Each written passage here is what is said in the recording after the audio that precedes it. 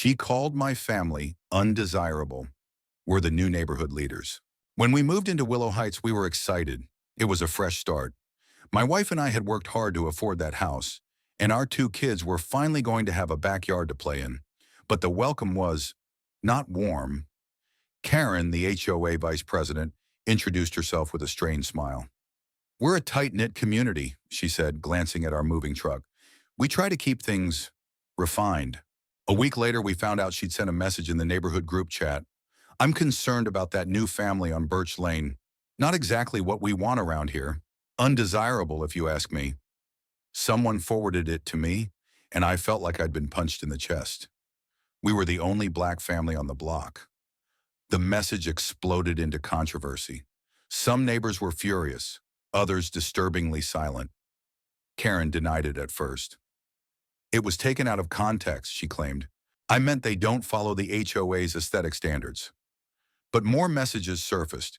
She'd made similar remarks about other families, immigrants, renters, single parents.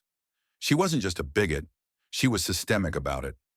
The tipping point came when a local mom, whose son plays baseball with my daughter, posted screenshots to the community Facebook page. It went viral. HOA VP labels black family undesirable in leaked messages. The backlash was swift. The HOA board called an emergency vote. Karen was removed from her position. Reporters showed up at her door.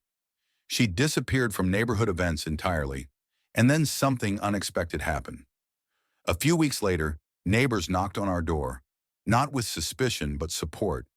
"We're tired of that kind of leadership," one said. "Would you consider running for the HOA board?" I was stunned, humbled, but I said yes.